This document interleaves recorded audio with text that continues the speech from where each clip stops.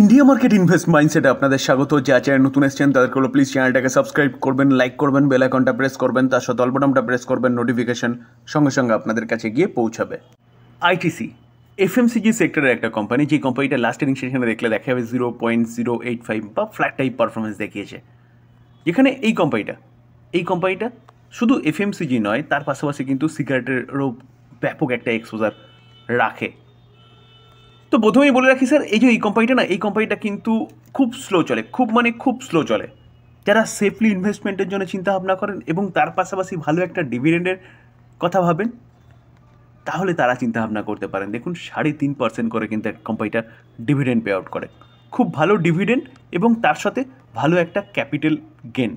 দেখুন দেখলে দেখা যাবে 5 বছরে কোম্পানিটা ডবল বানিয়ে দেয়, ডবলের অনেক উপরেই গেছিলো, কিন্তু সেখান থেকে একটা প্রফিট বুকিং কিন্তু এই কোম্পানিটার মধ্যে দেখা গেছে। আমরা যদি দেখি তাহলে দেখলে দেখা যাবে কোম্পানিটা হাই কত মেরেছে 528, সেখান থেকে কোম্পানি এখন ট্রেড করছে কত অনলি ফর 409। তো হাই থেকে দেখলে দেখা যাবে কোম্পানিটা কিন্তু অনেকটাই নিচে এসছে।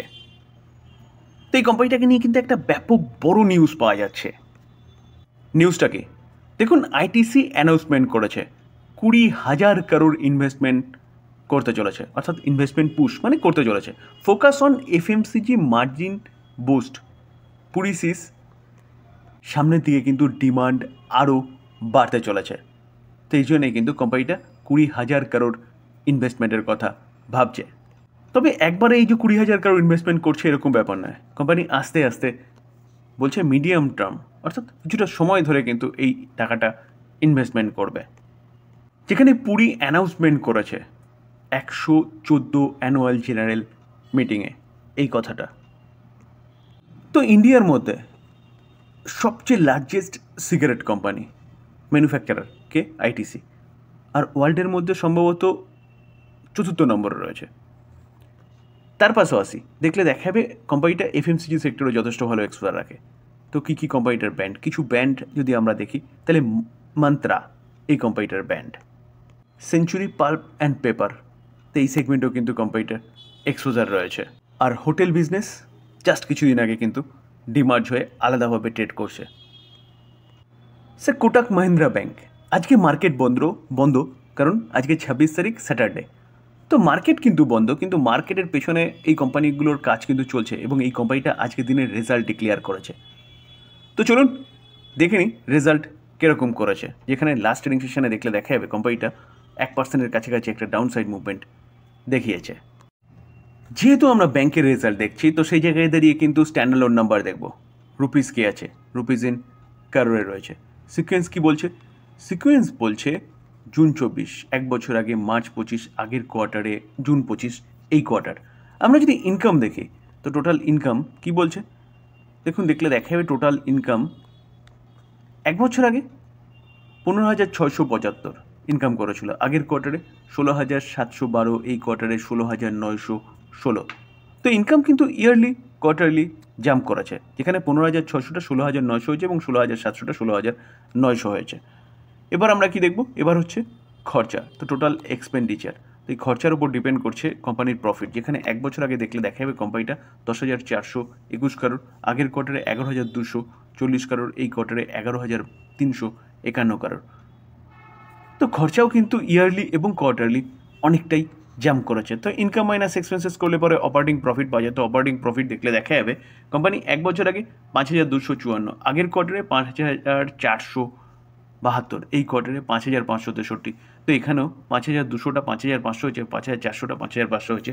একদম বলতে পারেন কি ব্যাপক যে ফাটাফাটি রেজাল্ট হয়েছে সেরকম ব্যাপার নয়।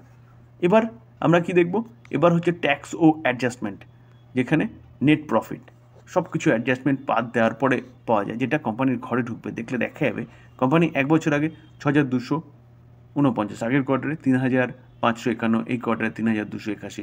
তো দেখলে দেখা যাবে কোম্পানি ইয়ারলি অনেকটাই পড়েছে প্রফিট, কোয়ার্টারলিও কিন্তু সামান্য হলেও নিচে এসছে কোম্পানির প্রফিট। তো কোম্পানি 1 বছর আগে এরকম কেন প্রফিট হয়েছিল, যেখানে দেখলে দেখা যাবে দেখুন একটা অ্যাডজাস্টমেন্ট হয়েছে কত 3,519 করোড়ের। তো এই অ্যাডজাস্টমেন্টের জন্যই কিন্তু কোম্পানির মধ্যে বা কোয়ার্টার 4-এর রেজাল্টটা বলতে পারেন যে কোম্পানি এতটা ভালো প্রেজেন্ট করেছে। তো স্যার আপাত দৃষ্টি দেখলে দেখা যাবে কোম্পানি ইয়ারলি এবং কোয়ার্টারলি কিন্তু রেজাল্ট খারাপ করেছে। ইয়ারলি প্রায় হাফের নিচে এবং কোয়ার্টারলিও সামান্য গিরাবাট কিন্তু দেখা গেছে। তো এখন দেখার বিষয় মন্ডেতে মার্কেট কীরকমভাবে রিয়্যাক্ট করে এই রেজাল্টের বেসিসে। CDSL, central depository service limited, কোম্পানিটাকে দেখলে দেখা যাবে লাস্ট এর্নিং সেশনে কোম্পানিটা 3.5% মতন একটা ডাউন সাইড মুভমেন্ট দেখে, যেখানে কোম্পানিটা হাই কত মেরেছিল 1989, সেখান থেকে কিন্তু এখনও কোম্পানিটা অনেকটা ডিসকাউন্টে চলছে। তো স্যার এই কোম্পানিটা আজকের দিনে 26 তারিখ কোম্পানিটা তার রেজাল্ট ডিক্লেয়ার করেছে। তো অ্যাট ফার্স্ট চলুন রেজাল্টটা একটু দেখে নিই। দেখুন সিডিএসএল কোয়ার্টার 1-এর রেজাল্ট কী বলছে, রেভিনিউ ফ্ল্যাট এবং শার্প ডিটোরিয়েশন ইন মার্জিন। দেখুন দেখলে দেখা যাবে যে report a decline in its first quarter, net profit and EBITDA on Saturday July 2026। তো কী বলছে, নেট প্রফিট ডিক্লাইন করেছে 23%, যেটা 102.4, আগের কোয়ার্টারে 134 ছিল, প্রিভিয়াস ইয়ার, সরি আগের কোয়ার্টার বললাম, প্রিভিয়াস ইয়ার সেম কোয়ার্টারে 134 ছিল। কোম্পানির রেভিনিউ কী হয়েছে, মার্জিনালি ইনক্রিজ করেছে, কত 257.4 বেড়ে হয়েছে কত 259, যেখানে 0.6%। তো এই জায়গায় দাঁড়িয়ে কি মন্ডেতে মার্কেট ওপেন আসার সঙ্গে সঙ্গে কোম্পানিটা আরও নিচে আসবে? দেখুন বিজনেস আগে বুঝতে হবে যে কোম্পানি বিজনেস কী করে। ডিপোজিটারি, যেখানে আপনি ডেলিভারিতে বলুন বা পজিশনে ট্রেডিং করুন, যা কিছু কিনছি সেগুলো সব কার কাছে জমা থাকছে, ডিজিটাল ফর্মে কিন্তু ডিপোজিটারিদের কাছে জমা থাকছে। তো দুটো ডিপোজিটারি রয়েছে, একটা সিডিএসএল, একটা এনএসডিএল। তো সিডিএসএলের কাছে 60%-এর ওপরে মার্কেট শেয়ার রয়েছে। তো মনোপলি বিজনেস করছে সিডিএসএল। তো মার্কেট যখনই বাউন্স ব্যাক করে না, তখনই কিন্তু এই কোম্পানিগুলোর পারফরমেন্স ভালো হয়। কারণ প্রচুর মানুষের সমাগম হয়, নতুন ডিমেট অ্যাকাউন্ট ওপেন হয়, তার পাশাপাশি প্রচুর মানুষ বাই করছে, সেগুলো কোথায় থাকছে, ডিপোজিটারের কাছে থাকছে, তো বিজনেস বাড়ে। তো সেই জায়গায় দাঁড়িয়ে যদি স্যার আপনার মনে হয় যে মার্কেট এখান থেকে আস্তে আস্তে আবারও 25,000, 26,000, 30,000, 50,000, 1 লাখে যাবে অদূর ভবিষ্যতে বা লং টার্মে, তাহলে এই কোম্পানিকেও কিন্তু বিজনেস ভালো করতে হবে। তো ভালো সময় দেখে জাস্ট এন্ট্রি করতে হবে, তাহলে কিন্তু লং টার্মের জন্য, অবশ্যই লং টার্ম মিনস আমার হিসাবে যদি লং টার্ম দেখেন মিনিমাম 5 বছর। তার সাথে স্যার ডিসক্লেমারও দিয়ে রাখি যে কোনো বাই রেকমেন্ডেশন নয়, কোম্পানির নিউজ পাওয়া যাচ্ছে সেটা আপনাদের সামনে তুলে ধরলাম, আলোচনা করলাম, টোটালটাই লার্নিং পারপাস। বাই করবেন, নিজে ভালো মতন অ্যানালাইসিস করবেন, তারপরে বাই করবেন, বা আপনি আপনার ফাইন্যান্সিয়াল অ্যাডভাইজারের সাথে কথা বলে নিয়ে তারপর বাই করবেন। Steel authority of India limited, কোম্পানিটাকে দেখলে দেখাবে লাস্ট এর্নিং সেশনে কোম্পানিটা প্রায় 4% মতন ডাউন সাইড মুভমেন্ট দেখিয়েছে, যেখানে এই কোম্পানিটাও কিন্তু তার রেজাল্ট ডিক্লেয়ার করেছে। জুনের কোয়ার্টার, মার্চের কোয়ার্টার এবং 1 বছর আগের জুনের কোয়ার্টার, আমরা যদি ইনকাম দেখি 23,998 1 বছর আগে, আগের কোয়ার্টারে 23,316, 25,922। তো রেভিনিউতে কিন্তু ফল দেখা গেছে ইয়ারলি এবং কোয়ার্টারলি।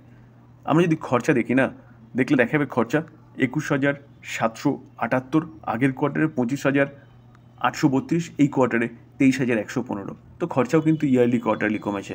তো প্রফিট যদি দেখি তাহলে কোম্পানি 1 বছর আগে 2,220, আগের কোয়ার্টারে 3,484, এই কোয়ার্টারে 2,769। তো 2,200টা 2,700 হচ্ছে, ইয়ারলি জাম্প করেছে, কিন্তু কোয়ার্টারলি সামান্য গিরাবাট দেখা গেছে। তো কোম্পানি রেভিনিউ কমেছে কিন্তু প্রফিটটাকে কন্ট্রোল করেছে বলে ইয়ারলি কিন্তু কোম্পানির প্রফিট দেখাতে পেরেছে, অপারেটিং প্রফিট। তো দেখলে দেখাবে, দেখুন 2,222 অপারেটিং প্রফিট, 1 বছর আগে সেটা 2,700 হয়েছে। এবার আমরা কি দেখব, মেন প্রফিট। তো মেন প্রফিটে যদি যাই তাহলে 1 বছর আগে ট্যাক্স ও অ্যাডজাস্টমেন্টের পরে only for 82 crore company profit করেছিল 1 বছর আগে, আগের কোয়ার্টারে 1,251, এই কোয়ার্টারে 745। তো দেখলে দেখা যাবে ইয়ারলি কিন্তু ব্যাপক জাম্প করেছে, কোয়ার্টারলি সামান্য গিরাবাট হয়েছে। তো এটাই কিন্তু নিউজ চ্যানেলগুলো হাইলাইট করছে, যেখানে year on year basis profit কিন্তু 810% হয়েছে, কিন্তু কোয়ার্টার অন কোয়ার্টার বেসিস 40% পড়েছে। তো দেখলে মনে যেন ফিগারটা অনেক বড়, 810%, কিন্তু বাস্তবটা কি যেটা আমরা দেখলাম, যেখানে আমরা ডিটেলসটা নিয়ে আলোচনা করলাম। তো এখন দেখার বিষয় যে মন্ডেতে কীরকম পারফরমেন্স দেখায় এই কোম্পানিটা এই রেজাল্টের বেসিসে, যেখানে মার্কেটে প্রেশার ছিল ফ্রাইডেতে, তাই কোম্পানিগুলো পড়েছে, এই কোম্পানিটাও পড়েছে। ডিসক্লেমার দিয়ে রাখি স্যার, এই ভিডিওতে যেসব কোম্পানিগুলো নিয়ে আলোচনা করলাম সেসব কোম্পানিগুলোর সম্বন্ধে নিউজ পাওয়া যাচ্ছে, সেটাই আপনাদের সামনে তুলে ধরার চেষ্টা করলাম মাত্র। তো প্লিজ কেউ বাই রেকমেন্ডেশন হিসেবে নেবেন না। বাই করার আগে নিজে ভালো মতন অ্যানালাইসিস করবেন, তারপরে বাই করবেন, বা আপনার একটু ফাইন্যান্সিয়াল অ্যাডভাইজারের সাথে কথা বলে নিয়ে তারপর বাই করবেন। থ্যাংক ইউ, ভালো থাকবেন।